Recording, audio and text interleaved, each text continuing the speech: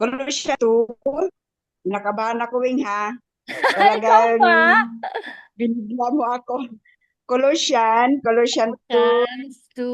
verse 6 to 7. Colossians 2 verse 6 to Huwag ka magulo. Nakabahan ako. Okay, basahin muna natin ang Colossians.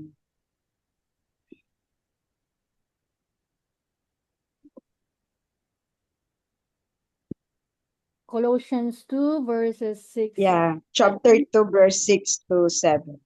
As you therefore have received Christ Jesus the Lord, so walk in him.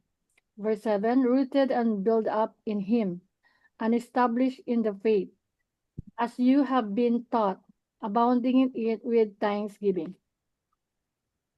Okay, basahin ko naman sa Tagalog. Dahil tinanggap na ninyo si Kristo Jesus bilang Panginoon, mamuhay kayo ng karapat-dapat sa Kanya. Verse 7, patuloy kayong lumago at tumibay sa Kanya, magpakatatag kayo sa pamamagitang itinuturo sa inyo at maging mapagpasalamat din kayo. Okay, praise God at Praise maraming God. Ang salamat ganda nga sa Tagalog, sa Ate kanyang June. salita. Sa kanyang salita. So ano ba yung sinasabi sa Colossian na yun?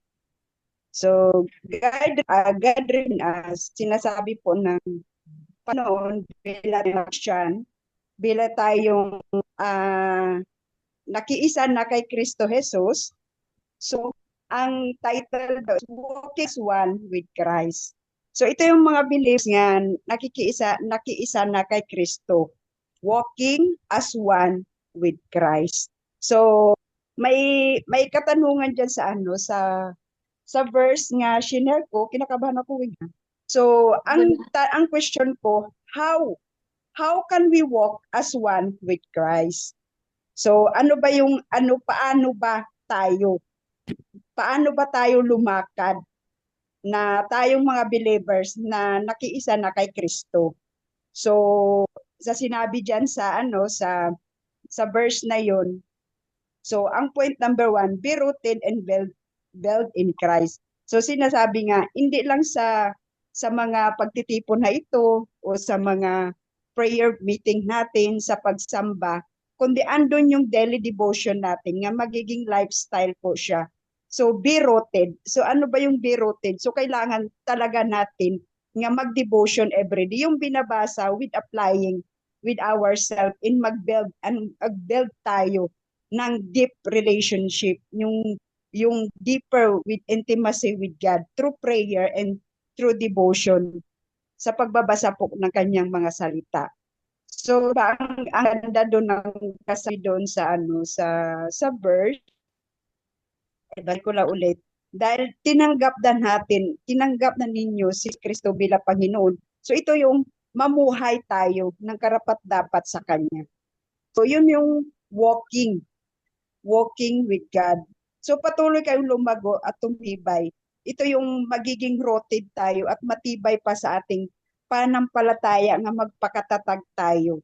At ito yung may kasamang magpapasalamat tayo palagi. Even though nga nakaka-encounter tayo ng mga pagsubok, trial sa buhay, pero andun yung hindi ka nawawala ng pag-asa dahil alam mo may pag-asa nga babalik ang Panginoon, nga mayroon siyang iprinami sa atin. Nga hindi naman tayo mga believers nga bed of roses, di ba nga, hindi na tayo makakaranas ng mga paghihirap sa buhay. Pero hindi tayo exempted. Andyan din yung ang binibigay din sa atin ng Panginoon kung bakit tayo nakararanas ng mga pagsubok dahil may purpose nga kung saan tayo lumago at magpakatatag sa ating pananampalataya. So, ito yung reminder nga be rooted and built in Christ. So, yan yung walking as one with Christ Jesus. So, ito yung controlling question nga, how can we walk as one with Christ? So, yun nga, be rooted and built in Christ.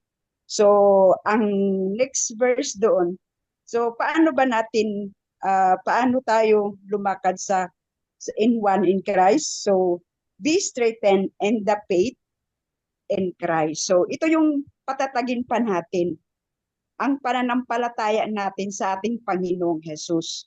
So, yun, kung di ba nakakaranas din tayo ng mga pagsubok. So, andun yung ang Panginoon nga nagbibigay sa atin, nag-i-strength, nagpapalakas po sa atin, lalo sa ating pananampalataya nga kagaya sang sang ugat nga di ba may puno, di ba pag ano yan talagang mag-strong, hindi lang yung isa lang kundi lahat yun. So sa ating pananampalataya, ganun din, sinusubok yung natin, yung faith natin through the trials. So be strengthened in the faith in Christ. So patuloy na talaga magpakatatag.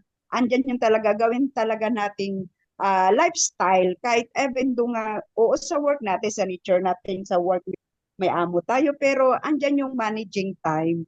Andyan yung 'di ba pag may mga 'di ba sa social media ipagpalagay lang natin sa mga Facebook natin nakaka-spend tayo ng many hours, di natin namalayan 3 hours.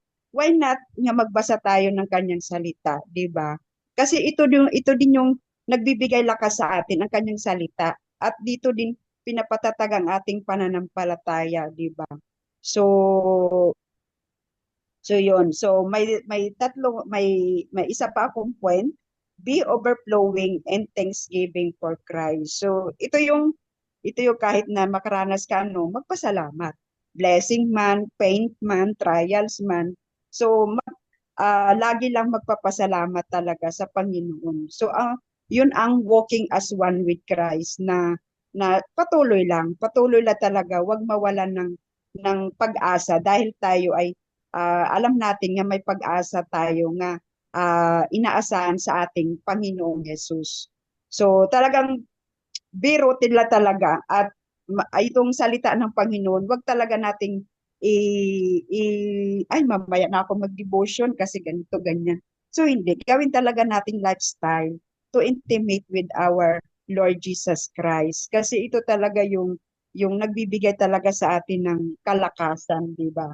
So ang ganda nun ng verse na yun, ang sabi ni Pablo doon, di ba? Si Pablo yung sasala doon. So, yun ang talaga tayong mga believers, tayong mga talagang mga believers, so be rooted and built in Christ.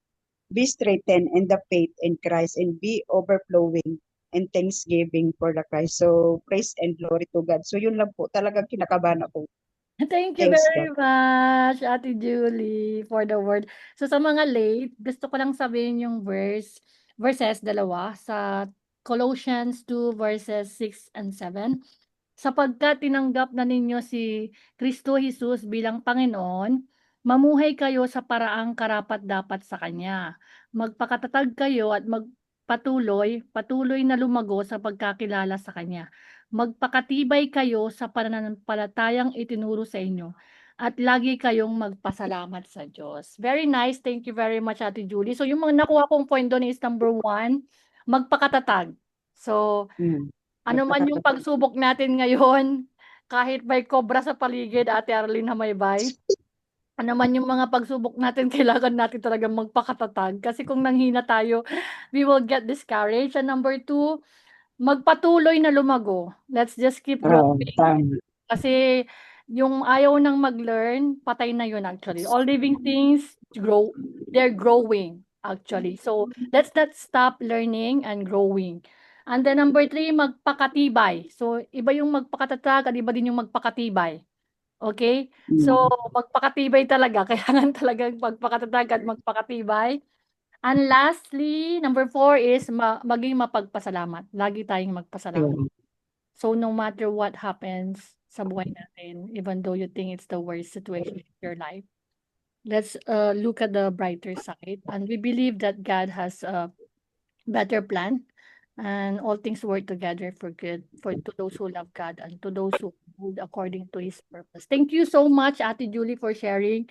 And mag-group na po tayo so we can have more time to share and spend time in prayer.